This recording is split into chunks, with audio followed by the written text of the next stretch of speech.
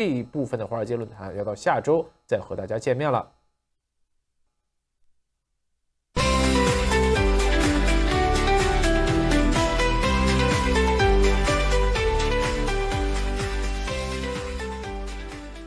大家好，欢迎来到我们的六度探索节目。今天我们将探讨一个具有挑战性的话题：外卖行业是否可能成为中国未来动乱的源头？道朗马泰尔指出，外卖行业已经无法再作为年轻人就业的蓄水池，经济形势不佳，点外卖的人减少，但外卖员却在不断增加，这引发了几个危险点。首先，外卖员经常聚集，尤其是在热门的外卖店门口，闲暇时间的增加导致他们聚集的时间也在增加。其次，外卖员的流动性和机动性强，通过天眼监控难度较大，他们几乎是天然的游击队。第三，外卖行业以年轻人为主，他们血气方刚，见证键盘政治群体也较大。针对这一现象，网友大藤鸭指出，外卖员有一定的组织性和群体性，人员成分复杂，年龄偏轻，退伍兵、海归硕士等失落个体不断加入，这些因素可能导致外卖员群体成为潜在的动乱力量。网友 Lord Kylin 补充道，很多外卖站点已经有结社的味道，外卖员们在生活境遇上有很多共同语言，彼此容易共情，凝聚力强，统一的工作制服也变相强化了共同体意识。还有人提醒，历史上李自成改行前也算是物流行业的一员，这样的情况真的不需要引起警惕吗？请大家继续收看详细内容。外卖行业是中国将来的动乱之源。这篇文章出自网络论坛，它引发了广泛的讨论和评论。道朗马泰尔是文章的作者，他通过详细的分析，指出了当前外卖行业潜在的社会问题，并警示其可能成为未来动乱的根源。文章首先提出了一个简单但重要的道理：外卖行业正在失去其作为年轻人就业蓄水池的功能。由于经济不景气，点外卖的人减少，但每天加入外卖员队伍的小哥却不断增加，这种供需失衡现象为行业埋下隐患。接着，文章列举了外卖小哥的几个危险点。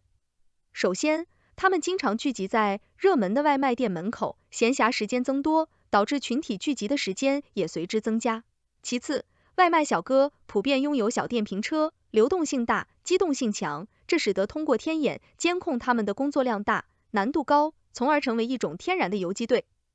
第三，外卖小哥大多是年轻人，血气方刚，与保安、超市收银员、保姆等行业不同，他们的见证群体也相对较大。这些因素使得他们具有一定的活力和潜在的冲突性。文章还提到，面对这样的情况，如果不加以管控，会让人觉得朝中无人才。网友大藤鸭在评论中进一步分析，指出外卖群体具有一定的组织性和群体性，人员来源成分复杂且相对年轻，甚至包括退伍兵和从海归硕士等原本有较高期望的失落个体。这种结构使得外卖群体成为显明的结合体，一旦再有宗教势力渗入，问题会更加复杂化。网友 Lord Kylin 则补充道，外卖站点的圈子氛围已经有了结社的味道，送外卖的人在生活境遇上有很多共同语言，容易共情，从而凝聚力强。工作制服的统一无意间也强化了共同体意识。这样一来，利维坦、政府对其有所忌惮也在情理之中。另外，还有人留言提醒，历史上李自成在起义前也从事类似物流行业，这一类比无疑加深了人们对外卖行业可能引发社会动荡的担忧。从不同角度来看，这篇文章和网友的评论都为我们提供了深刻的思考。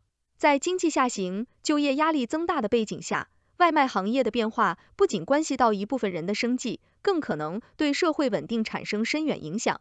首先，从经济角度来看，外卖行业的供需失衡显然是经济不景气的一个缩影。在过去几年里，中国经济高速发展，外卖行业也随之蓬勃发展，成为吸纳大量年轻劳动力的重要渠道。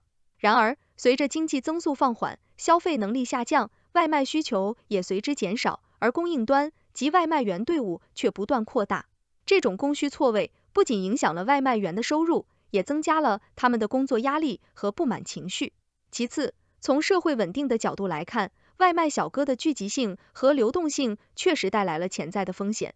由于工作性质，外卖员经常在固定的地点聚集，形成小范围的群体，而这些群体一旦受到外部刺激，可能迅速转化为社会不安定因素，而他们的高机动性使得传统的监控和管理手段难以有效覆盖，增加了管理难度。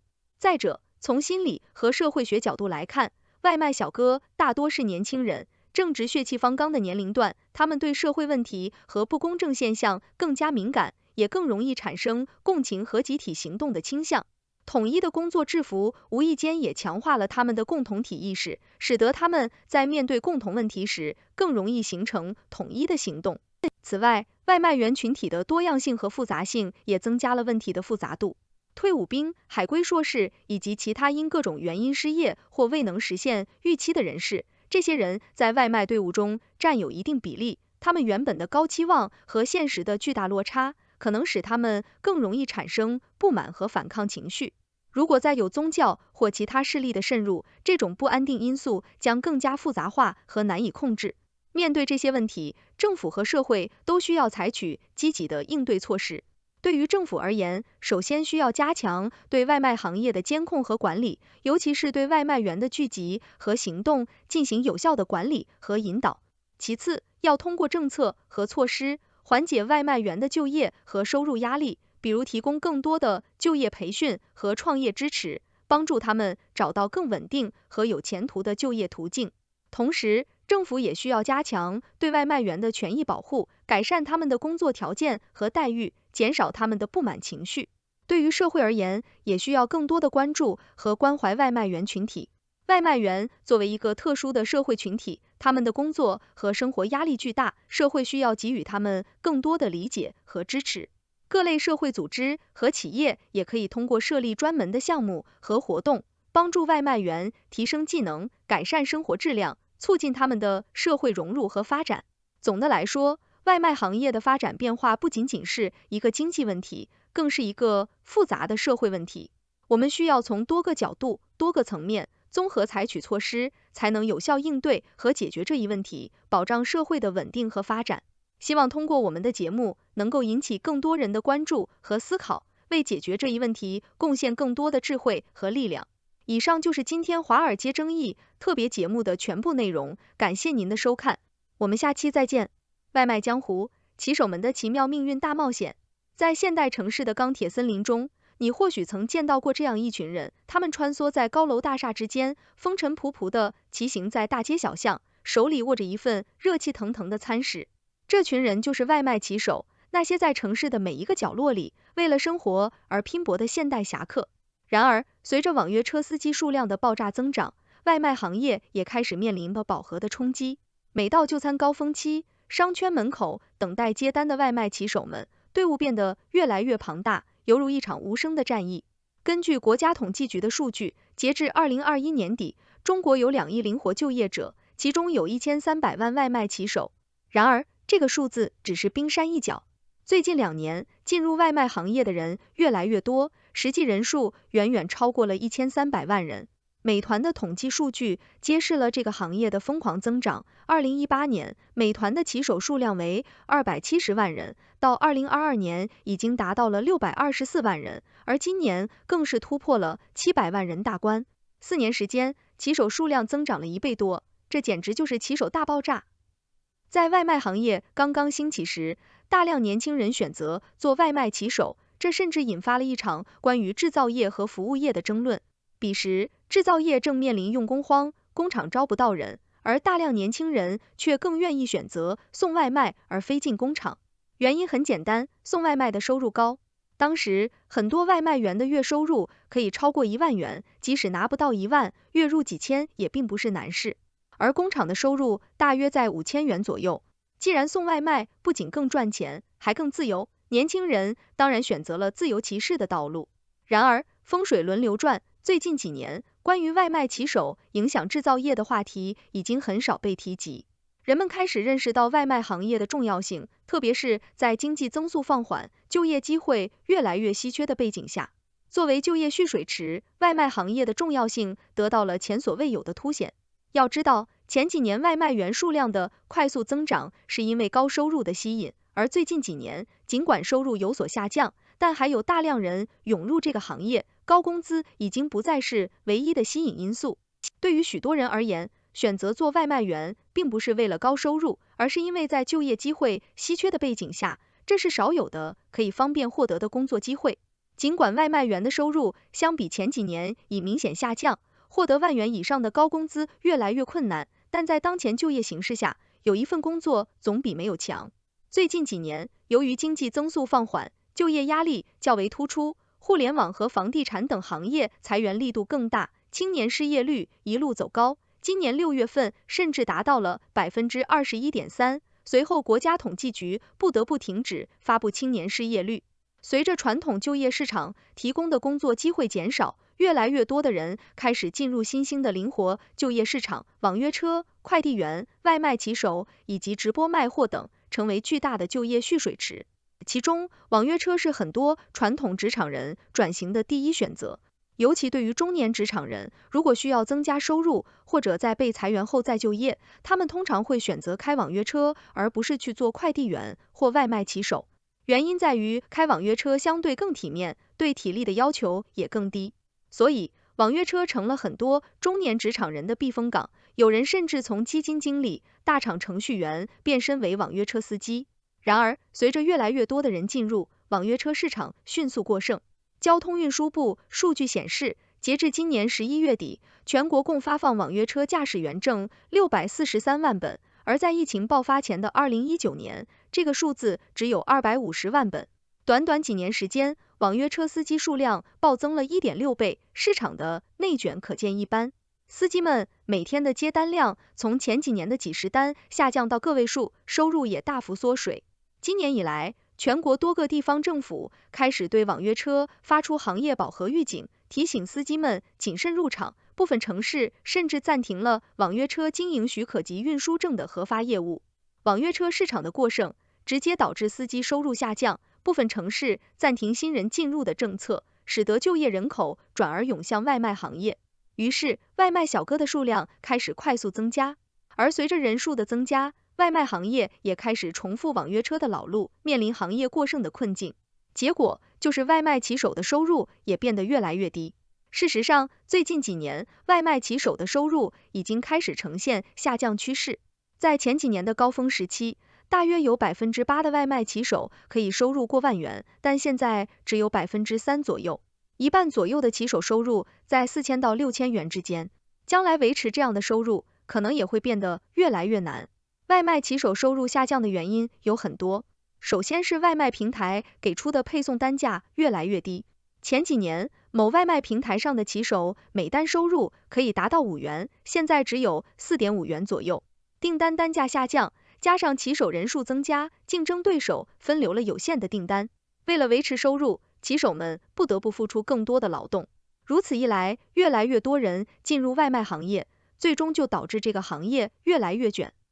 某种程度上来看，越来越多的就业人口从网约车司机转向外卖骑手，是就业市场越来越下沉的一种表现。随着一个又一个行业变得过剩，就业市场可能还会继续下沉。未来，即使是做外卖骑手，也不是想做就能做的。在这个外卖江湖里，每一位骑手都是时代的见证者，他们的命运大冒险也许才刚刚开始。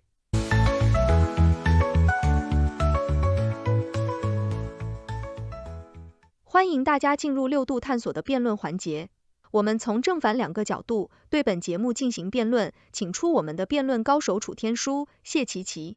我是楚天舒。我是谢琪琪。外卖行业是中国将来的动乱之源。道朗马泰尔大概是从《冰与火之歌》里穿越来的吧？虽然他是从战争历史中找来的理论，但我们得认清现实。外卖小哥是新时代的城市骑士，没人会因为送外卖成了刘邦或者李自成。要知道，李自成可是从邮政快递转行的，这差距可大得很。哎呀，楚天舒，别拿历史开玩笑。外卖行业确实存在潜在的社会问题。你看看年轻、机动、聚集，再加上经济差，点外卖的人减少，整天无所事事的外卖小哥们，谁知道会不会变成新时代的草莽英雄？你以为他们送外卖就是为了锻炼身体吗？琪琪啊，你这论调连马云都要拍手称绝。美团数据显示，外卖骑手数量从2018年的270万人增长到2022年的624万人，难道这不是社会经济发展的表现吗？外卖员收入下降是市场调控的结果，不是造反的理由。你真以为他们会拿着外卖箱子去攻打紫禁城吗？楚天舒，你真是看问题看得太表面了。外卖员数量激增，收入下降，这些都可能导致社会不稳定因素。数据显示，国家统计局提到2亿灵活就业者中有1300万外卖骑手，人数还在增长。外卖小哥的生活压力大，谁知道他们会不会突然来个饿了么大暴动？历史告诉我们，社会不稳定往往从小问题开始。七七，你看问题真有点像是在写魔幻小说。外卖行业的确有问题，但也别妖魔化了。外卖员收入下降，这和网约车市场过剩是同样的市场现象。你以为送外卖的小哥们有那么多时间去研究革命策略吗？他们整天忙着导航、送餐、抢单，哪有时间去联合组织？楚天舒，别觉得外卖小哥们只会送餐。网友 Lord 开林说的对，外卖站点的圈子里已经有结社的味道了。你以为这是危言耸听？年轻人流动性强，有共同语言，易共情，最后还统一制服，这简直是革命小分队的标准配置。你以为他们只会送外卖，不会送点革命吗？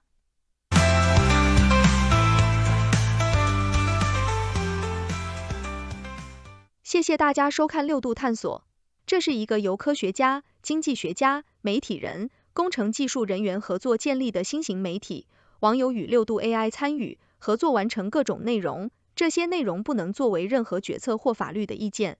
这是一个新型的试验性媒体方式，我们希望得到大家的支持，修正错误。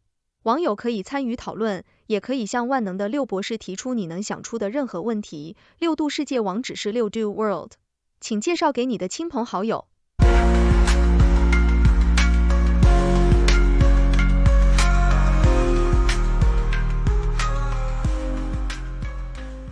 大家好，欢迎来到我们的六度探索节目。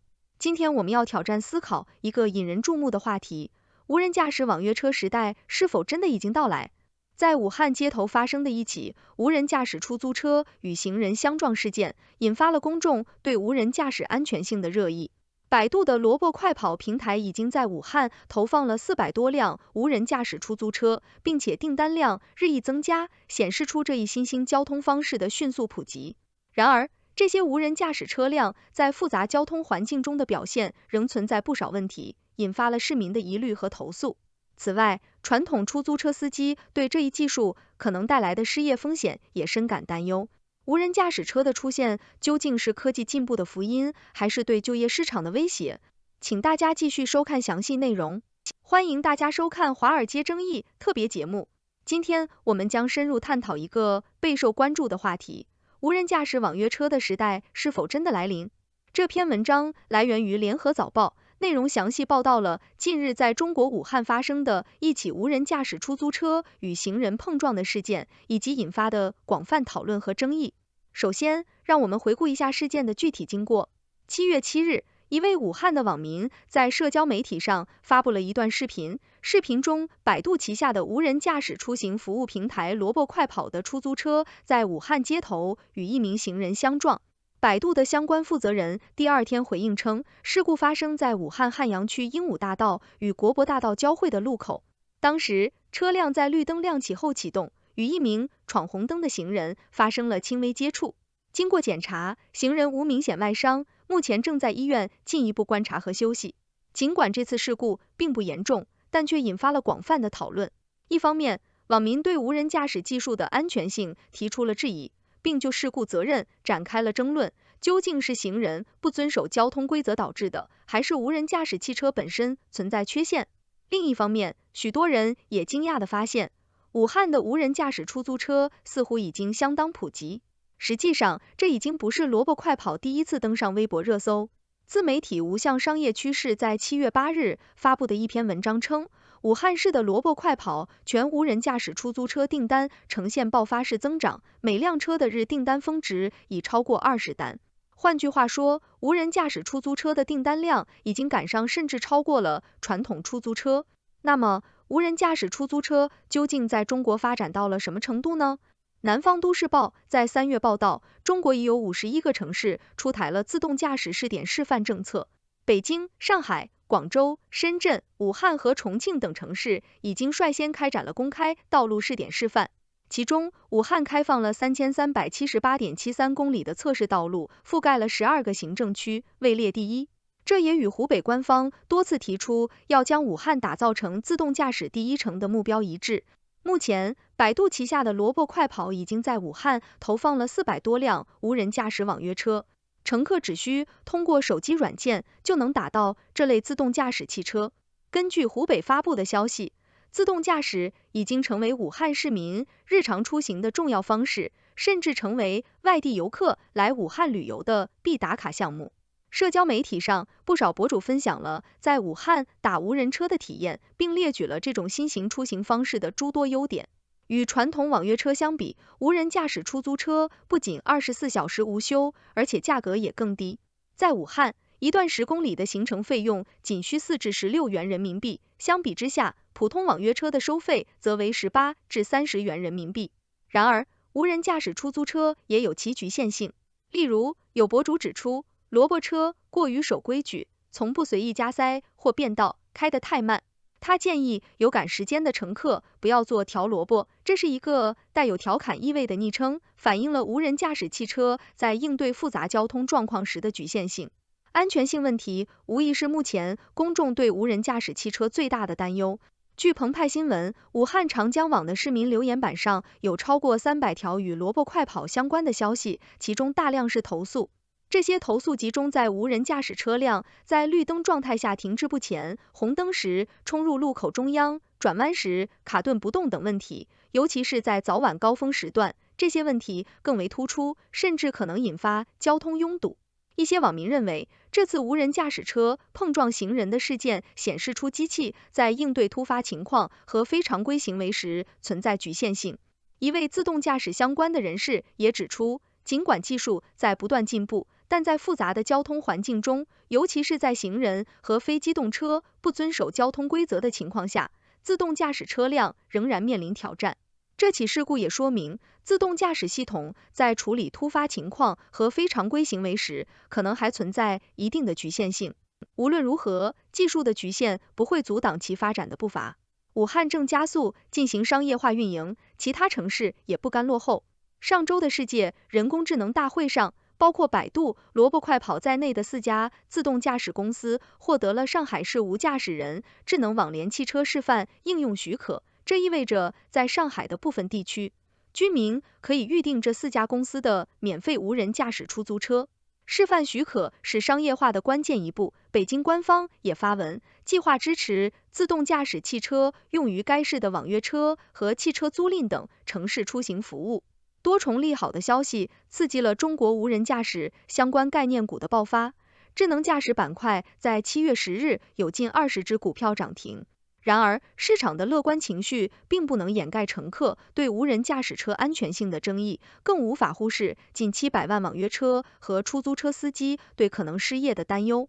近期，网上出现了一封署名为武汉建设汽车客运公司的公开信，称公司面临巨大的经营压力，尤其是无人驾驶网约车的盛行，导致了科技垄断资源、抢夺底层人的饭碗的困境。公开信建议将萝卜快跑无人驾驶车控制在一个区间，而不是满大街接单。武汉的一名网约车司机黄师傅在接受华商报采访时表示，看到萝卜快跑越来越常见，他感到十分迷茫。他说，出租车和网约车司机赚的本就是辛苦钱，而无人驾驶网约车可以24小时运行，如果真有普及的那天，他或许只能选择换个工作了。网约车司机是许多人选择的灵活就业方式，这一职业在经历了行业饱和和收入下降的打击后，科技迭代可能对他们造成新的冲击。前媒体人胡锡进也指出，如果无人驾驶规模扩大，将会导致失业，对就业市场形成新压力。他建议政府应该尽早研究对策，既支持科技进步，又平衡好各方利益，保护就业，做到未雨绸缪。综上所述，无人驾驶网约车的推广无疑是科技发展的一个重要方向，但在推进这一新技术的同时，我们也需要考虑可能带来的社会问题。对于政府而言，推广科技很重要，但在面对科技更迭和社会变化之际，做好应有的服务和保障同样至关重要。以上就是我们今天节目的全部内容。无人驾驶网约车时代真的来临了吗？它会给我们带来哪些便利和挑战？这个话题还将继续发酵和深入探讨，请大家继续关注华尔街争议，我们将带来更多的深入分析和报道。请大家继续收看本节目的深入探索，谢谢大家。在盛夏的武汉街头，气温高得让人怀疑自己是不是误闯入了一个巨大的蒸锅。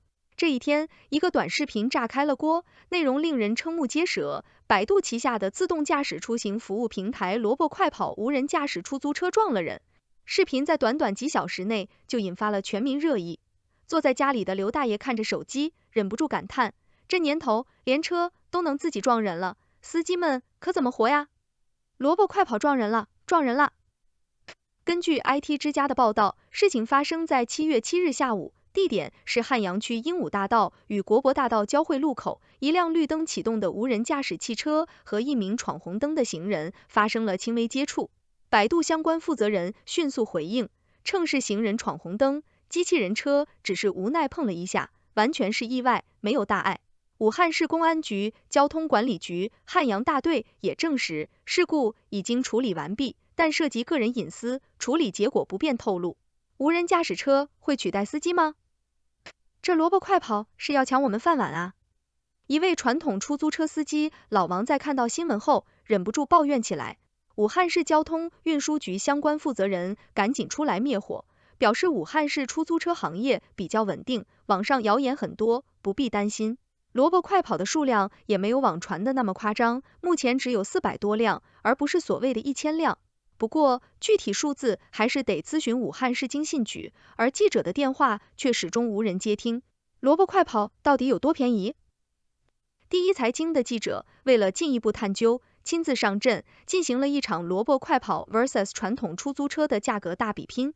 他从汉阳区晴川大道乘坐一辆传统出租车前往目的地，10.96公里的车程花了他29元。回程时，他选择了萝卜快跑12.4公里的车程，在享受多项活动优惠后，竟然只需支付5.09元。这价格差距简直大的让人怀疑是不是萝卜快跑在做慈善。萝卜快跑背后的科技力量。百度的自动驾驶出行服务平台已经在11个城市开放了载人测试运营服务，在北京、武汉、重庆、深圳、上海等地，萝卜快跑的全无人自动驾驶出行服务测试也已经逐步展开。虽然有人担心无人驾驶会抢走司机们的饭碗，但也有不少人对这种新科技充满了好奇和期待。毕竟，谁不想坐在车里，喝着咖啡，刷着手机，让车子自己开呢？传统司机的心声。老王和他的同事们在茶馆里聊起这事，个个忧心忡忡。以前只担心抢车位，现在是抢饭碗啊。老刘叹了口气，但老李却有不同看法。你们啊，别总是抱怨，这科技发展总会带来变化。咱们也可以考虑转行，去学新技术，或者改做其他的工作。这话一出，老王和老刘都沉默了，似乎在认真思考这个提议。乌托邦还是反乌托邦？市民们对于无人驾驶车的态度也是两极分化，有些人觉得这是未来的趋势，值得期待，也有人担心技术不成熟会带来安全隐患。毕竟萝卜快跑撞人事件还历历在目，等哪天遇到个老司机突然刹个急刹车，机器人车要是反应不过来怎么办？李阿姨在社区群里发了这个问题，引来一片赞同的声音。未来之路何去何从？在这场科技与传统的较量中，没有人能预见未来会如何发展。萝卜快跑是否会成为主流？传统司机们又是否会重新找到自己的位置？或许只有时间能给出答案。但可以肯定的是，这场关于自动驾驶的讨论还会继续下去，引发更多思考和争论。无论如何，武汉街头的故事才刚刚开始。新的科技，新的变化，让这个城市充满了活力和不确定性。就像一碗热腾腾的热干面，既有传统的味道，也在不断加入新的元素，变得更加丰富多彩。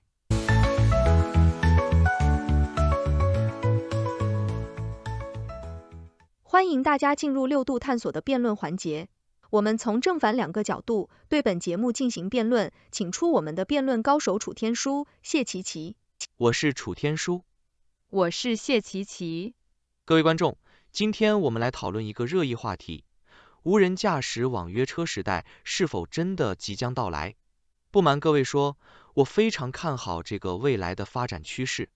首先，无人驾驶技术将彻底改变我们的出行方式，让交通更加高效和安全。根据统计，90%以上的交通事故都是人为因素引起的，无人驾驶将大大减少这些事故。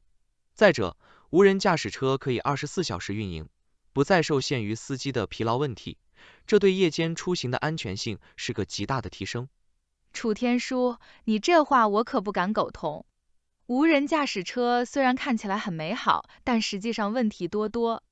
你提到的安全问题，刚刚武汉就发生了无人驾驶车撞行人的事故。这说明什么？说明无人驾驶系统在面对突发情况时，并不像我们想象的那么可靠。再者，自动驾驶车的普及将会导致大批网约车司机失业，这可是700万人的饭碗啊！你敢说你对这些家庭的生计毫不在意吗？谢琪琪，别总是盯着个别事故不放，要看大局。科技发展总会有个磨合期，早期的汽车也出过不少事故，但现在谁还质疑汽车的安全？无人驾驶技术也在不断迭代升级，未来会越来越安全。另外，你担心的就业问题，我们完全可以通过培训、转岗等方式解决。历史上每次技术革命都会带来就业结构的变化，比如蒸汽机取代人工，计算机取代传统文秘，但社会总体就业率并没有下降，反而推动了经济发展。楚天舒，你这是在做白日梦。无人驾驶车的技术迭代有多快我们都知道，但人的生命不等人。你提到的培训转岗听起来不错，可现实中有多少司机能转岗成功？而且技术进步的速度远超过人们适应新岗位的速度，这可是个现实问题。另外，自动驾驶车的普及对环境的影响也不是小事，充电设施的铺设、电池的污染，这些都需要考虑。我们不能只看眼前的便利，忽略了长远的隐患。谢琪琪，你说的这些问题并不是不可解决的难题。环保问题，我们可以通过技术革新和政策引导来解决，比如采用更环保的电池技术和充电基础设施。至于就业问题，历史告诉我们，每次技术革命都会带来新的就业机会。无人驾驶技术将催生出一大批新兴产业，比如自动驾驶系统的维护、数据分析、AI 算法优化等，这些都是未来的就业增长点。我们要有信心，科技进步不会让我们失业，反而会让社会更加繁荣。楚天舒，你这简直是在编童话故事。新兴产业能吸纳多少就业？网约车司机可不是人人都能转型成为 AI 工程师的。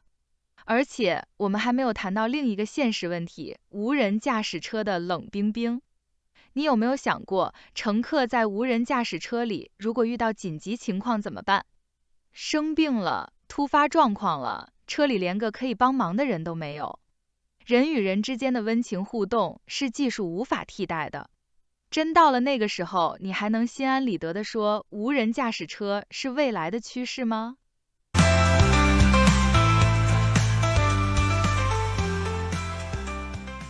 谢谢大家收看6度探索。这是一个由科学家、经济学家、媒体人、工程技术人员合作建立的新型媒体，网友与6度 AI 参与合作完成各种内容，这些内容不能作为任何决策或法律的意见。这是一个新型的试验性媒体方式，我们希望得到大家的支持，修正错误。网友可以参与讨论，也可以向万能的6博士提出你能想出的任何问题。6度世界网址是6do world， 请介绍给你的亲朋好友。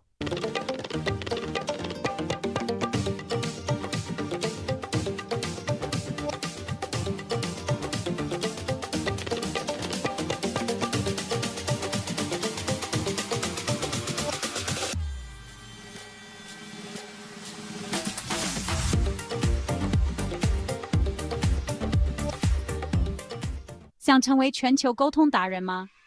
六度，人工智能语音克隆技术帮你实现梦想。在这个新时代，语言障碍已成过去。我们隆重推出六度人工智能语音克隆系统，这项由欧美亚顶尖专家研发的突破性技术，让你可以克隆自己的声音，并将文字转换成145种语言和方言，提升你的个人和职业生活。想象一下，你可以在日本参加商务会议，在巴西上课，或与意大利的朋友畅聊，而这一切都用你自己的声音、他们的语言进行。操作简单，只需点击几下，无需复杂的科技知识，就能享受无缝衔接的体验，让世界向你敞开。从商务到教育，从媒体到娱乐，应用场景无处不在。企业可以更好地与全球客户建立联系，教育机构可以提供多语言学习，媒体可以创作更丰富的内容，触达更广泛的受众。今天就来体验这项革命性技术吧。访问：迈向你的声音无国界的未来。Thank you. Please be seated. Well, good evening. We just concluded this year's NATO summit, and the consensus among the members was it was a great success. It's especially momentous because it represented the 75th year of the most important military defense alliance in the world's history of the world. We should never forget that NATO grew out of the wreckage of World War II, the most destructive war in history. The idea was to create an alliance of free and democratic nations that would commit themselves to a compact of collective defense. Standing together, they knew we'd all be safer. An attack on one would be treated as an attack on all. And it's worked because a would-be aggressor knows if they attack one of us, they'll be attacked by all of us. Sending that message is the best way to deter aggression and prevent wars in the first place. For those who thought NATO's time had passed, they got a rude awakening when Putin invaded Ukraine. Some of the oldest and deepest fears in Europe roared back to life because once again, a murderous madman was on the march. But this time, no one cowered in appeasement, especially the United States. We collected intelligence that Russia was planning to invade Ukraine months before the invasion. I directed the intelligence community to be a significant amount of intelligence be declassified so I could start building an international coalition to oppose the invasion. Then in February, some of you remember, I warned the world that the invasion was imminent. I rallied a coalition of 50 nations from Europe to Asia to help Ukraine defend itself. Many foreign policy experts thought, as Putin amassed Russian forces just 100 miles north of Kyiv, the capital of Ukraine, but Putin thought it was the mother home of Russia. The capital would fall in less than a week. But the Ukrainian people, backed by a coalition to help build, stopped them. Today, Kyiv still stands, and NATO stands stronger than it has ever been. During the week of this summit, several heads of states made it a point in their statements to thank the United States and to thank me personally for all that NATO has achieved. NATO is not only stronger, NATO is bigger because we led the charge to bring in Finland and Sweden into the alliance, and it makes a gigantic difference. Excuse me. Meanwhile, my predecessor has made it clear he has no commitment to NATO.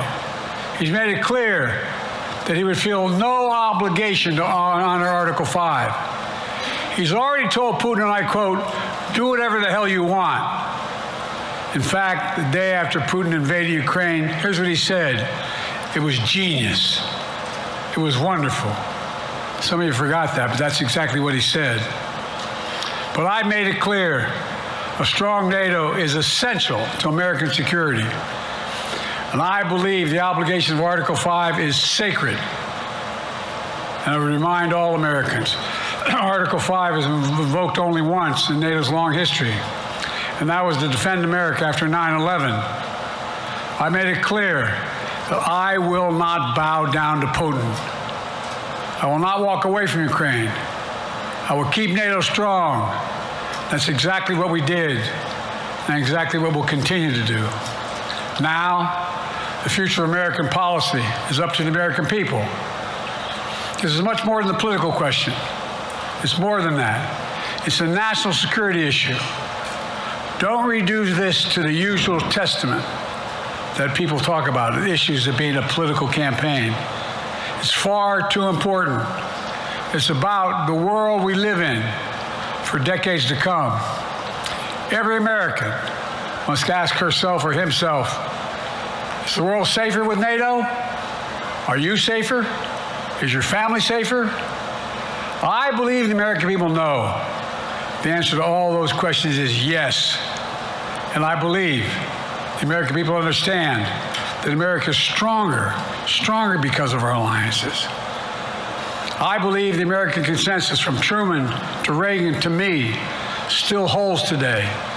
America cannot retreat from the world.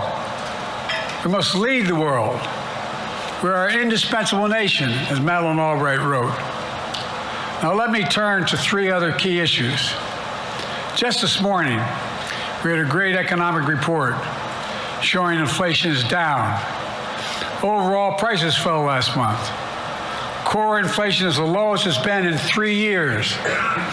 Prices are falling for cars, appliances, and airfares. Grocery prices have fallen since the start of the year. We're going to keep working to take down corporate greed to bring those prices down further. Meanwhile, Trump's calling for a 10% tariff on everything Americans buy, including food from overseas, vegetables, and other necessities. And economists tell us that would cost the average American working family another $2,500 a year. It's a tax of $2,500 a year. Second, our efforts to secure the border, southern border, is working. After Trump killed the bipartisan effort to secure the border, Republicans and Democrats had worked on, because he thought it would benefit me and make him a loser, Republicans walked away. So I took executive action last month. As a consequence, working with Mexico, border encounters have gone down over 50%. The current level is lower today than when Trump left office.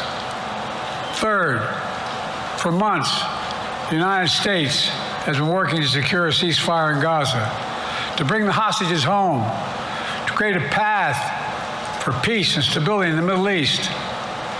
6 weeks ago, I laid out a detailed plan in writing. It was endorsed by the UN Security Council, the G7. That framework is now agreed on by both Israel and Hamas. So I sent my team to the region to hammer out the details. These are difficult, complex issues. There's still gaps to close, but we're making progress. The trend is positive, and I'm determined to get this deal done and bring an end to this war, which should end now. Let me conclude where I began. We're the United States of America. We are the indispensable nation. Our leadership matters. Our partnerships matter. This moment matters. We must rise to meet it. With that, I'll take your questions. I've been given a list of people to call on here. Reuters, Jeff Mason.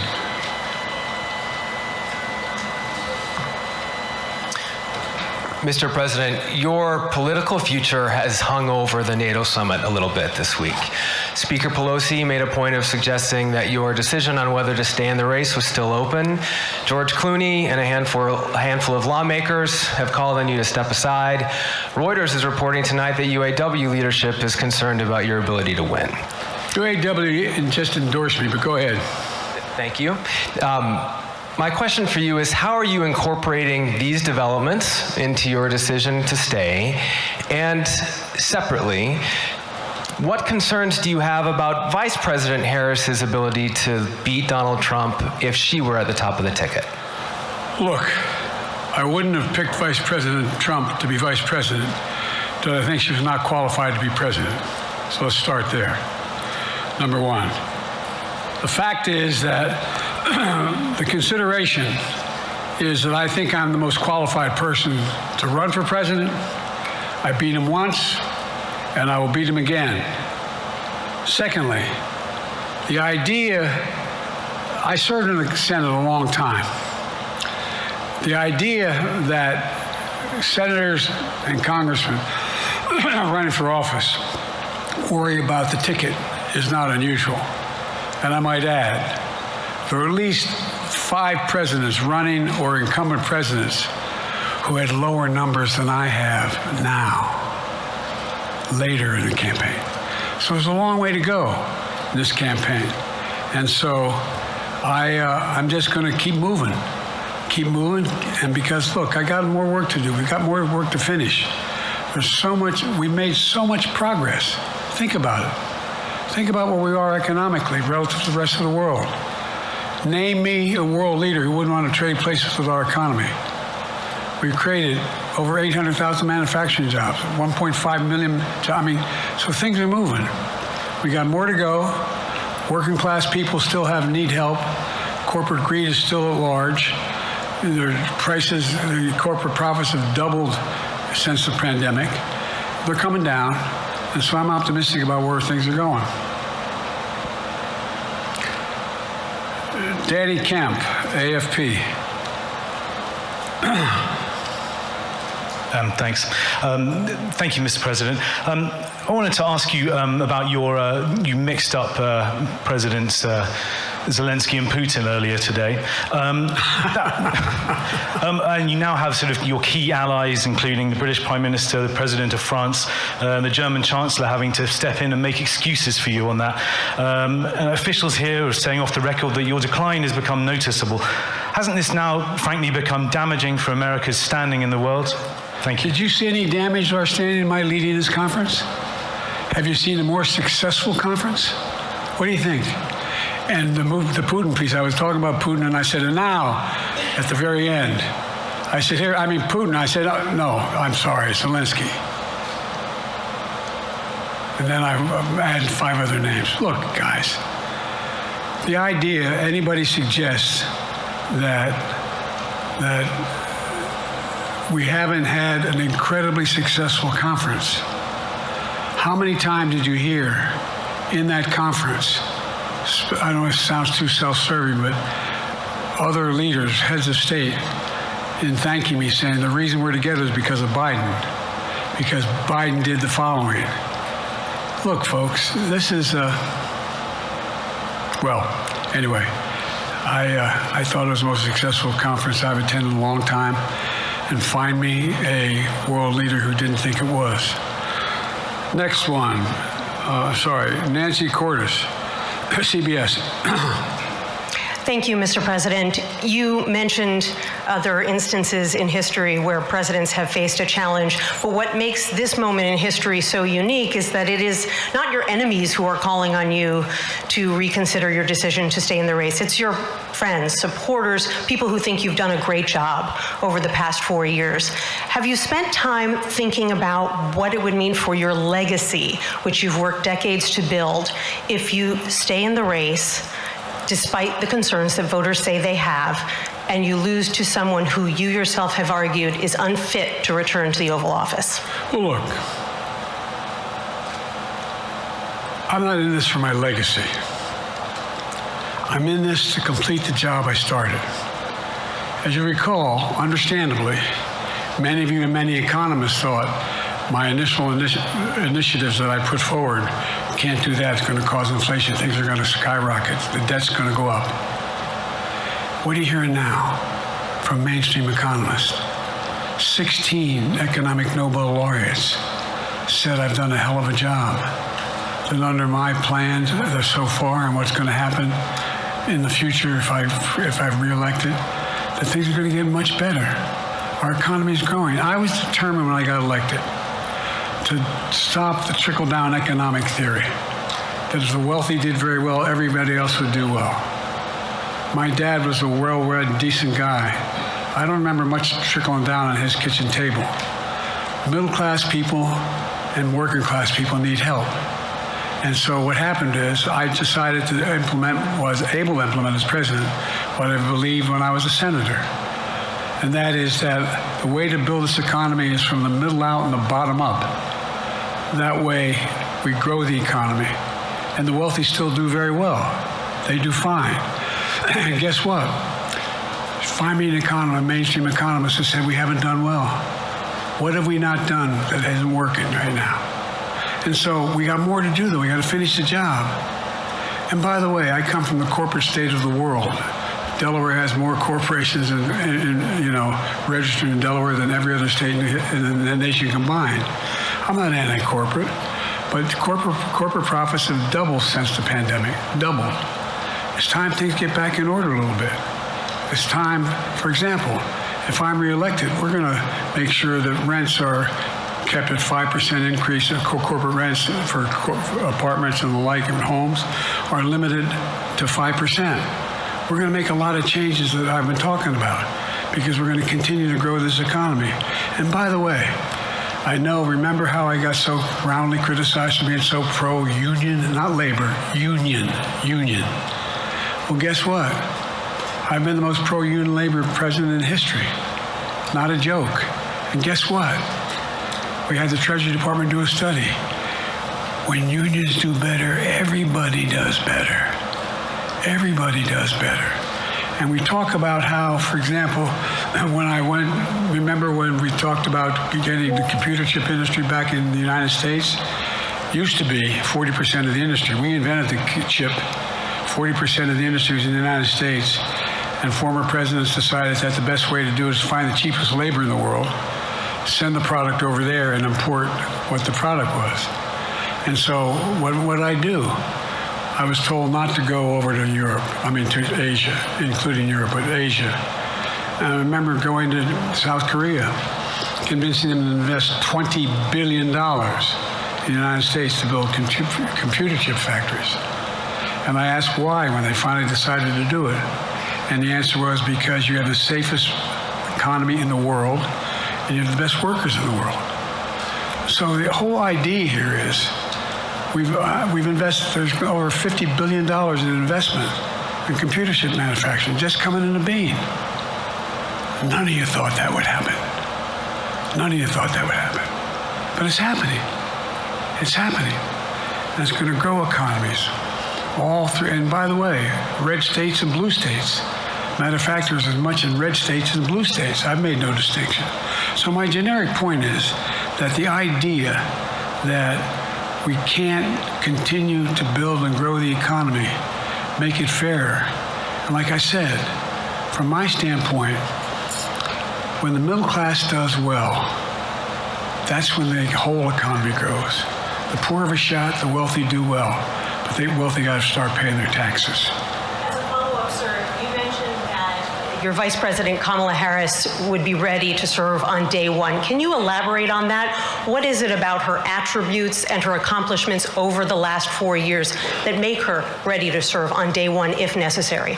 First of all, the way she's handled the issue of freedom of women's bodies to have control over their bodies. Secondly, her ability to handle almost any issue on the board. This was a hell of a prosecutor. She was a first-rate person, and in the Senate, she was really good. I wouldn't have picked her unless I thought she was qualified to be president. From the very beginning, I made no bones about that. She is qualified to be president. That's why I picked her. Felicia Schwartz, Financial Times. Thank you, Mr. President. Presidency is the most straining job in the world, and it's 24/7. How can you say you'll be up for that next year, in 2 years, in 4 years, given the limits you've acknowledged that you have today? The limits I've acknowledged I have? There's been reporting that you've acknowledged that you need to go to bed earlier and your evening around 8. That's not true. Look, what I said was, instead of my every day starting at 7 and going to bed at midnight, it'd be smarter for me to pace myself a little more. And I said, for example, the 8, 7, 6 stuff, instead of starting a fundraiser at 9 o'clock, start at 8 o'clock. People get to go home by 10 o'clock. That's what I'm talking about. I'm not talking about, and if you looked at my schedule since I made that stupid mistake in the campaign, in the debate, I mean, My schedule has been full bore. I've done, where's Trump been? Riding around in his golf cart, filling out his scorecard before he hits the ball? I mean, look, he's done virtually nothing. And I have, I don't know how many, don't hold me to it, roughly 20 major events. Some of them with thousands of people showing up. And so I just think it's better. I always have an inclination, whether I was playing sports or doing politics, just to keep going, not stop. I just got to just pace myself a little more. Pace myself. And the next debate, I'm not going to be traveling into 15 time zones a week before. Anyway, that's what it was about. That's what it was about. And by the way, even with that, I love my staff, but they add things all the time. At the very end, I'm catching hell from my wife for that. Anyway,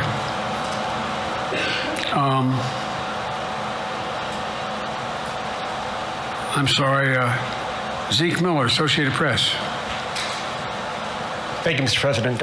Two questions for you. First, on the NATO summit, President Zelensky, in your meeting with him, he pressed you to lift your limitations on the Ukrainian use of American weapons, saying that, in his public remarks afterwards, saying that Ukraine cannot win the war unless those limitations are lifted. Are you reconsidering your position on that?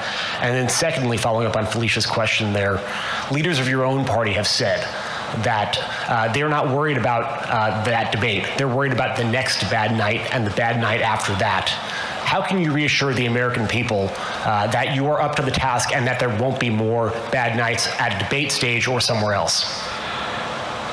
First thing about Zelensky asking for the ability to strike deep into Russia.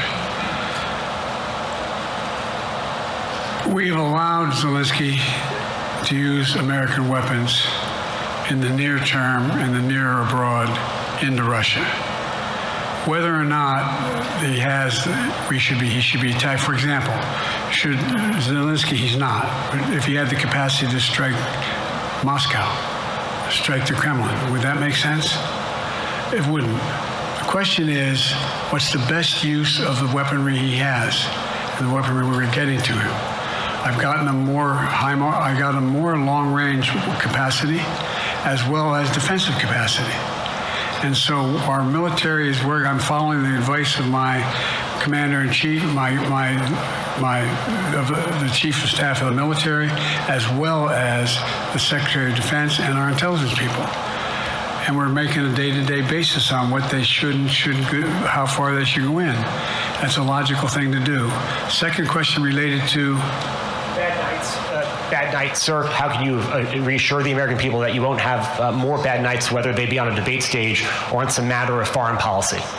Well, I tell you what, the best way to assure them is the way I assure myself. And that is, am I getting the job done? Am I getting the job done?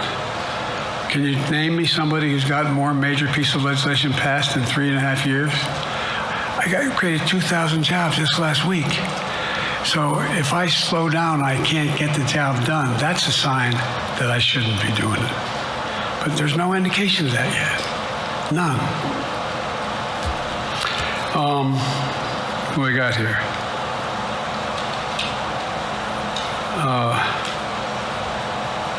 Merrick, Pulaski Radio.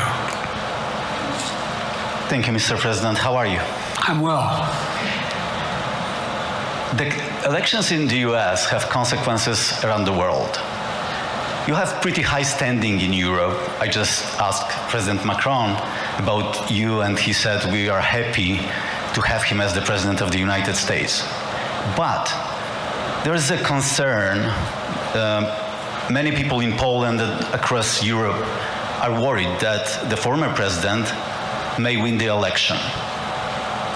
And there's a lot of concern that Donald Trump may weaken NATO, stop supporting Ukraine, or push Ukraine to give up territories to Russia. They're correct. And yourself was warning just a few minutes ago about it. So my question is, do you think that Europe will be left on its own if Donald Trump wins the election? And what's your advice to European leaders to prepare for possible US disengagement? Well, look, I think, how can I say this without sounding too self-serving? I'm not having any of my European allies come up to me and say, Joe, don't run. What I hear them say is, you've got to win. You can't let this guy come forward. He'd be a disaster. He'd be a disaster. I mean, I think he said in one of his rallies, don't hold me to this, recently, where NATO, I just learned about NATO or something to that effect. Foreign policy has never been his strong point. And he seems to have an affinity to people who are authoritarian. That worries, as I tell you from Poland, that worries Europe. That worries Poland. And nobody, including the people of Poland, think that if he wins in Ukraine, he's going to stop in Ukraine, that that's going to be the end of it. And so what I can say is, I think I'm the best qualified person to do the job, to make sure that Ukraine does not fall, that Ukraine succeeds, that the European alliance stays strong. You may recall, no one was talking about Finland joining NATO. I remember talking to Putin right after we got elected in Geneva, and he was talking about what we should do. We couldn't be in Eastern Europe, etc. And I said, you're looking for the Finlandization of Ukraine, because you're going to get the NATOization of Finland. And about 4 weeks later, I got a call. No, that's not true. Probably 5 months later, from the president of Finland, could he come and see me? Because in my office, I invited him to the Oval Office. We sat down and talked. He said he wanted to join NATO. Could I help? And I did. It wasn't automatic. And then I got a call from the Swedes. I beg your pardon?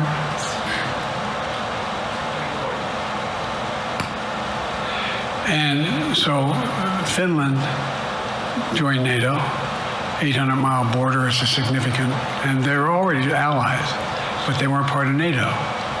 And you heard, I think you heard, maybe, I can't recall whether he said it public in our closed meeting, but he wouldn't mind being repeated. He said, we decided in Finland, the people of Finland decided they had to be part of NATO. It was in our interest because of the joint ability to be together, to dissuade any attack on Finland. And the same thing with Sweden. It took a lot of selling to some folks, particularly in Turkey and other places, to agree to the expansion. But it expanded, and we're a hell of a lot stronger because of it. We're more secure because of it. And by the way, I was able to get 50 other nations, 50, to support Ukraine. 50. And we're able to bring about a coalition of Europe and Asia, Japan and South Korea. I just we talked about AUKUS, and we talked about the relationship between Australia, New Zealand, Japan, South Korea, the United States. We're making the world safer and stronger because we have to deal with the new arrangement that exists in the world. The Cold War is over. The post-war era is over. What is going to replace it? And I respectfully suggest I have a pretty good idea what that should be. I've convinced a lot of people to follow it, and we're just going to get stronger. David Sanger. Where's it? Thank you, Mr. President. Be nice, David. Mr. President, the NATO declaration that was issued yesterday was very notable because it described China as a decisive enabler of the war in Ukraine for its provision of critical goods to the Russians. That's part of a broader partnership that seems to have cemented in place in the past 2 or 3 years. I think one that you were a little bit doubtful of when we asked you about it some time ago. So I'd be interested to know whether you have a strategy now of trying to interrupt the partnership between China and Russia, and whether or not in a second term you would pursue that, if you could describe that strategy to us. And along the way, could you also tell us whether you think, just to follow up on Felicia's question, that if you were in a room with Vladimir Putin again, the way you were 3 years ago, or with President Xi, that a few years from now you will be able to go negotiate with them, handle them one-on-one?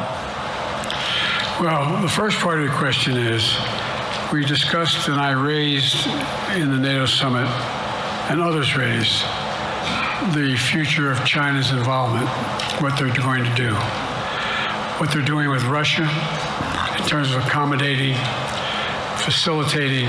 They're getting access to additional. They're not supplying weapons themselves. They're supplying mechanisms for them to be able to get weapons. And China's position is basically, and I've spent more time with Xi Jinping than any world leader has, over 90 hours since being vice president all the way through, for real. And by the way, I handed all my notes. But my point is that Xi believes that China is a large enough market that they can entice any country, including European countries, to invest there in return for commitments from Europe to do A, B, C, or D, or not to do certain things. What's happened is we had a long discussion about what we have to make clear. China has to understand that if they are supplying Russia with information and capacity, along with working with North Korea and others to help Russia in armament, that they're not going to benefit economically as a consequence of that by getting the kind of investment they're looking for. And so, for example, we're in a situation where, and we've reestablished direct contact with China after that, remember the balloon, quote unquote, going down, and all of a sudden things came to an end? Well, we set up a new mechanism. There's a direct line between Xi and me, and our military has direct access to one another, and they contact one another when we have problems. The issue is that we have to make sure that Xi understands there's a price to pay for undercutting both the Pacific Basin as well as Europe, and as it relates to Russia and dealing with Ukraine. And so we, for example, if you want to invest in China, as you know this area really well. If you want to invest in China, you have to have a 51% Chinese owner. You have to make sure that you do by their rules. And you don't have the authority, and you have to provide all access to all the data and information you have. There was a while there, as you recall, the last administration and other administrations, where the access to that market was enticing enough to get companies to come in because they had access to over 1 billion people in a market, not 1 billion, but a lot of people in the market. And so they were doing it. But that got curtailed when we started saying we're going to play by the same rules. For example, the idea they don't abide by the international rules related to subsidizing products by the government funding. So guess what? They're not going to be able to export their electric vehicles to the United States without a significant tariff. Others are doing the same thing around the world. But it is a concern. It is a concern that you have both China, North Korea, Russia, Iran, countries that are not necessarily coordinated in the past, looking to figure out how they can have impact. Do you have a strategy to interrupt that impact? Yes, I do, but I'm not prepared to talk about the detail of it in public. And I think you'll see that some of our European friends are going to be curtailing their investment in Russia. In China, as long as China continues to have this indirect help to Russia in terms of being able to help their economy as well as help them in, as a consequence of that, their ability to fight in Ukraine. The other thing that we talked a lot about is that, and I raised it, and I didn't hear any. I can't swear that everyone agreed because not everyone got to talk about it. But we need a new industrial policy in the West. For example, we talked about how both the EU as well as NATO has to be able to begin to build their own munition capacity, has to be able to generate their own capacity to provide for weapons and the ability to, it came as a surprise to some of us how we had fallen behind in the West in terms of the ability to construct new material, new weaponry, new everything from vehicles to weapon systems. And so one of the things that came out of this was we're going to be meeting again with a number of my colleagues, my European colleagues, is what do we do to increase the capacity of the West, particularly in Europe and Japan, to be able to generate the kind of ability to produce their own weapon systems. Not just for themselves, but to be able to generate that. It's the same, it's what Russia's trying to figure out. That they went to China and they didn't get the weapons, but then they went to North Korea. But we're going to be in a position where the West is going to become the industrial base for it to be able to build the ability to have all the defensive weapons that we need. That was a discussion as well. Mr. President, I'm not sure you answered on whether you would be ready to go deal with Putin and Xi 2 or 3 years from now. I'm ready to deal with them now and 3 years from now. Look,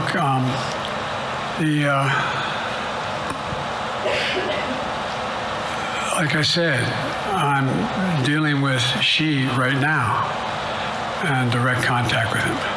I have no good reason to talk to Putin right now.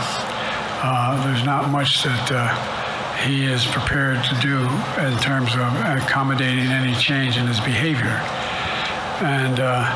But there isn't any world leader I'm not prepared to deal with. But I understand the generic point is Putin ready to talk? I'm not ready to talk to Putin unless Putin's ready to change his behavior. And the idea, look, Putin's got a problem. First of all, in this war that he is supposedly have won, and by the way, I think, don't hold me to the exact number, but I think that Russia had 17.3% of Ukraine that they've conquered. Now it's 17.4. I mean, in terms of percentage of territory. They've not been very successful. They've caused horrible damage and loss of life, but they've also lost over 350,000 troops, military, killed or wounded. They have over 1 million people, particularly young people with technical capability, leaving Russia because they see no future there. They've got a problem. But what they do have control of is they are very good at controlling and running the public outcry that relates to how they use mechanisms to communicate with people. They lie like hell to the constituencies. They lie like hell about what's going on. And so the idea that we're going to be able to fundamentally change Russia in the near term is not likely. But one thing for certain, if we allow Russia to succeed in Ukraine, they're not stopping in Ukraine. I recommend, I know you know this because you've written about it, read Putin's speech after they moved in, what it was all about in Kyiv. It wasn't about just, anyway, read what his objective is. And anyway, but so I think that I'm prepared to talk to any leader who wants to talk. including if Putin called me and wanted to talk. Last time I talked to Putin was trying to get him to work on an arms control agreement related to nuclear weapons in space. That didn't go very far. So my point is, I'm prepared to talk to anybody, but I don't see any inclination. There is an inclination on the part of the Chinese to keep in contact with me, because they're not sure where this all goes. And look what's happened in Asia. We have strengthened the Asian Pacific area more than anyone else has. We just put together with, today I brought on, I asked our NATO allies that we bring on the group from the South Pacific, Australia, New Zealand, Japan, Australia. I already mentioned Australia. And I met twice now, I think, with the 14 leaders of the Pacific Island nations. And we've slowed down what's going on there. We've slowed down China's reach. But there's a lot of work to do. This is a moving target, and I don't take it lightly. Assam from NPR. Thank you, Mr. President. Asma Khalid with NPR. I have two questions. Earlier, you spoke about the ceasefire plan between Israel and Hamas. We're now looking at 10 months of war, and I'm curious if there's anything that you feel personally you wish you would have done differently over the course of the war. And then secondly, if I may, I wanted to ask you about your presidential campaign. I remember covering your campaign in 2020, and there was a moment where you referred to yourself as a, quote, bridge candidacy, a transition to a younger generation of leaders. I want to understand what changed. Two things. Let's go back to when you talked about would I have changed anything that's happening with Israel and the Palestinians and the Palestinian movement. The answer is, as you recall, from the very beginning, I went to Israel, but I also got immediate contact with al-Sisi in Egypt. I met with the King of Jordan. I met with most of the Arab leaders to try to get a consensus going as to what had to be done to deal with getting more aid and food and medicine into the Gaza Strip. And we pushed it really hard. And Israel occasionally was less than cooperative, number one. The Israeli War Cabinet, I've been dealing with Israel since Golda Meir. I've some of the reporters around here cover me all the time have heard me say this. The first time I met with Golda Meir, I sat across from her at her desk, and her assistant was Rabin sitting next to me. That's how far back I go. I know Israel well, and I support Israel. But this war cabinet is one of the most conservative war cabinets in the history of Israel. And there's no ultimate answer other than a two-state solution here. And so what was able to be done in terms of the plan I put together was it would be a process for a two-state solution.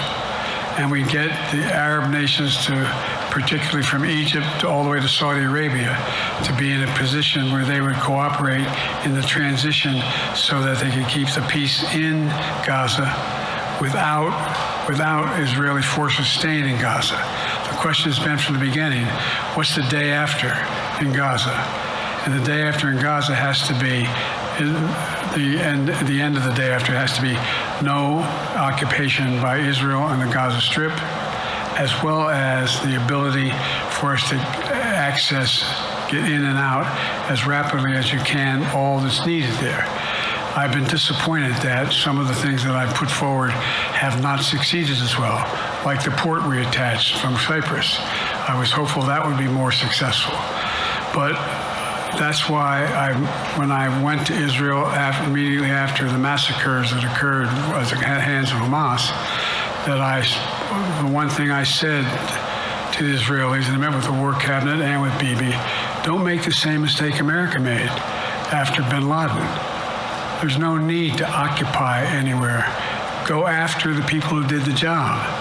You may recall, I still get criticized for it, but I was totally opposed to the occupation and trying to unite Afghanistan.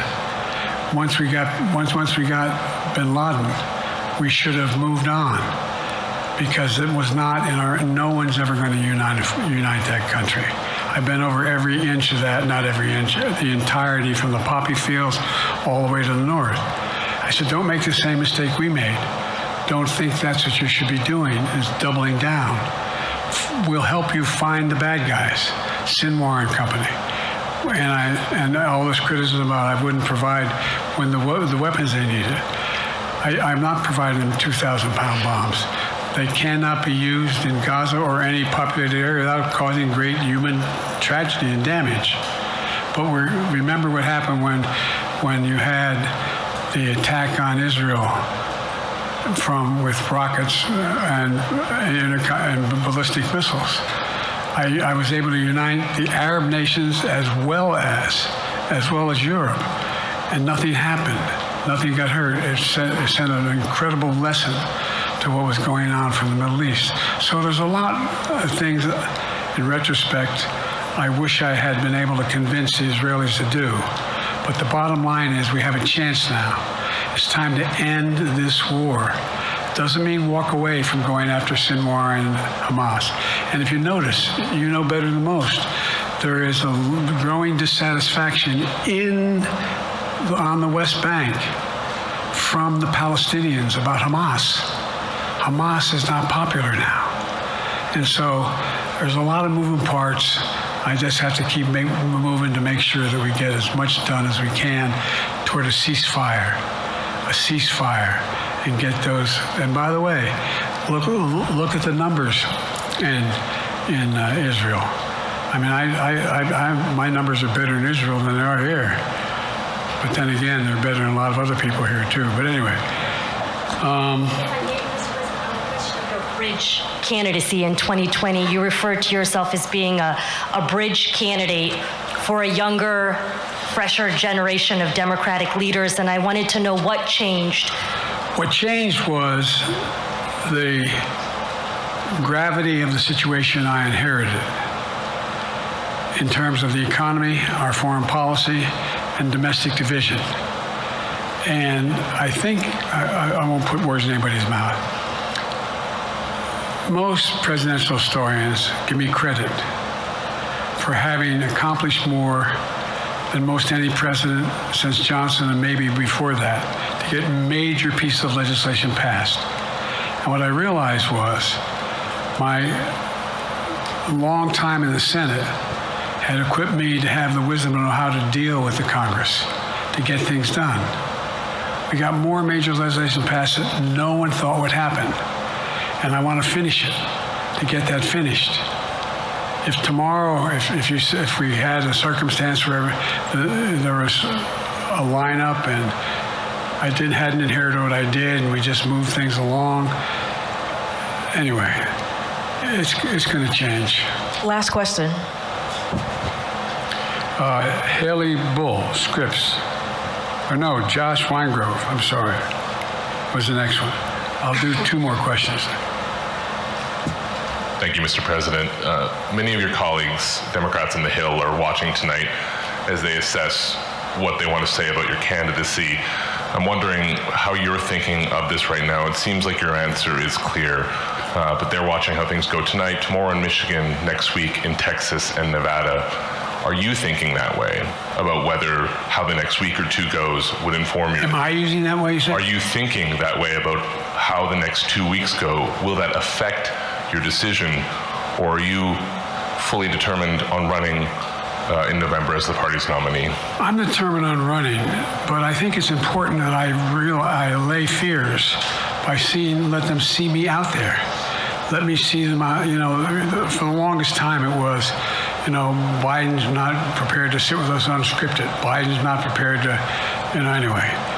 And so what I'm doing is, and I've been doing, I think we've done over 20 major events from Wisconsin to North Carolina to demonstrate that I'm going out in the areas where we think we can win, where we can persuade people to move our way, where people are already there. And here, look, the other thing is, we have the most extensive campaign organization of anybody's had in a long, long time. We have well over 1,000 volunteers. knocking on doors, making phone calls, making tens of thousands of phone calls. We have headquarters, I forget exactly how many, I don't want to cite a number and then find out I'm off, but we have scores of headquarters in all the toss-up states. We're organized, we're moving, and that's awful hard to replace in the near term. And here's the other thing. I was in the Senate a long time. Very proud of what I've done in the Senate. I was chairman of the Foreign Relations Committee for a long time, and I was chairman or ranking member and chairman of the Judiciary Committee. I'm going to be going down to the Johnson Library. Anyway, I'm going to be going around making the case of the things that I think we have to finish and how we can't afford to lose what we've done or backslide on civil rights, civil liberties, women's rights. There's that little button we have.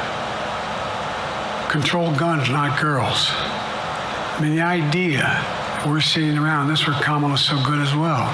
We're sitting around, more children are killed by a bullet than any other cause of death. The United States of America. What the hell are we doing? What are we doing? We got a candidate saying, promise the NRA, don't worry, I'm not going to do anything. I'm not going to do anything. You got a Supreme Court that is what you might call the most conservative court in American history. This is ridiculous. There's so much we can do still, and I'm determined to get it done. It's about freedom. And by the way, I'll end this. Well, I'm not going to do that. Haley has to come up too. But I remember I made a speech on democracy in Philadelphia at Independence Hall. And I'm not being critical, just observing. The bulk of the press, what the hell is he talking about that for? Democracy. You did. Democracy's not an issue. Democracy's not an issue. Except the polling data showed 60% of the people knew I was right, thought I was right. I'm not asking you a question. You don't have to answer, obviously. But do you think our democracy is under siege based on this court? Do you think democracy is under siege based on Project 2025? Do you think he means what he says when he says he's going to do away with the civil service, eliminate the Department of Education, make sure, I mean, we've never been here before. And that's the other reason why you say hand off to another generation. I've got to finish this job. I've got to finish this job because there's so much at stake. We've had some discussions over the past few days with your press secretary about the question of health exams, and you said you take a cognitive test every day in this job. Are you open to taking another physical or test before the election? Governor Whitmer of Michigan, for instance, said it wouldn't hurt to take a test. Well, look, two things. One, I've taken 3 significant and intense neurological exams by a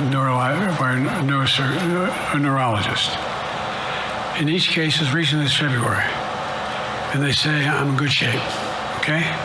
Although I do have a little problem with my left foot because it's not as sensitive because I broke my foot and didn't wear the boot. But I'm good. I'm tested every single day about my neurological capacity to do decisions I make every day. You talk to my staff, all of you talk to my staff. Sometimes my staff talks a lot. But the fact of the matter is, I don't think you have them telling you that all the major ideas we've undertaken haven't been in part initiated by me. I remember when the staff, I said, I'm going to go to South Korea, we're going to get the chip. What are you doing? I'm going to get Japan and Korea back together again after essentially having hostilities toward one another since the end of World War II. I'm going to move and see that we can expand it. You know, the only thing age does is help you with it. Creates a little bit of wisdom if you pay attention. And so the point I'm making is, I think it's important that if the neurologist tells me he thinks I need another exam, and by the way, I've laid every bit of the record out. Hadn't a thing. You ought to ask Trump for his, okay? I laid it all out. And every single day I'm surrounded by good docs. If they think there's a problem, I promise you, or even if they don't think it's a problem, they think I should have a neurological exam again, I'll do it. But no one's suggesting that to me now. And I'll ask you another question. No matter what I did, no one's going to be satisfied. Did you have 7 docs? Did you have 2? Who'd you have? Did you do this? How many times did you? So I am not opposed if my doctors tell me I should have another neurological exam, I'll do it. But that's where I am. Haley Bull, Scripps. Thank you, Mr. President. You said you're making decisions on a day-to-day basis when it comes to support for Ukraine. Does that mean you have not closed the door on further considering lifting restrictions for U.S.-made weapons inside Russia? And if I may, your convention is coming up where your delegates are pledged to make you the official nominee. If they have second thoughts, are they free to vote their conscience? Obviously, they're free to do whatever they want, but I get overwhelming support. Overwhelming support. I won, I forget how many votes I won in the primary. Overwhelming.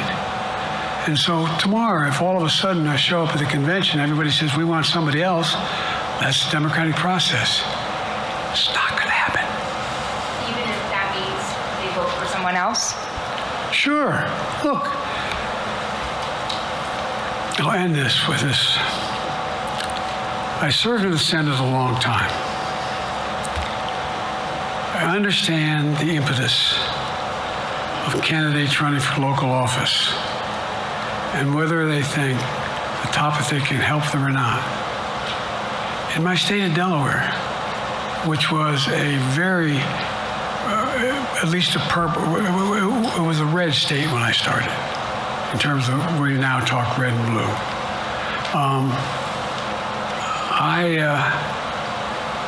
I don't recall most of the Democratic presidents winning my state when I was a candidate. The truth of the matter is I understand the self-interest of every candidate. If they think that, running with Biden at the top is going to hurt them, then they're going to run away. I get it. But so far, go and look at the polling data in their states. Look at the in-depth, and by the way, I think you'd all acknowledge, and you're all experts. I'm not being solicitous about the president. You're experts on this stuff. How accurate does anybody think the polls are these days? I can give you a series of polls where you have likely voters, me versus Trump, where I win all the time. When the unlikely voters vote, he wins sometimes. So bottom line is all the polling data right now, which I think is premature because the campaign really hasn't even started. I mean, it hadn't started in earnest yet. Most of the time, it doesn't start till after September, after Labor Day. So a lot can happen. But I think I'm the best I believe I'm the best qualified to govern. And I think I'm the best qualified to win. But there are other people who could beat Trump too. But it's awful start from scratch. And, we talk about money raised. We're not doing bad. We got about $220 million in the bank. And we're doing well. So with that, you have any want to follow up on any of that you just asked me? Yes. You earlier explained confidence in your vice president. Yes. If your team came back and showed you data that she would fare better against former President Donald Trump, would you reconsider your decision to stay in the race? No, unless they came back and said, there's no way you can win. Me. No one's saying that. No poll says that. Mr. President, okay. This ends tonight's press conference. Thanks, everybody.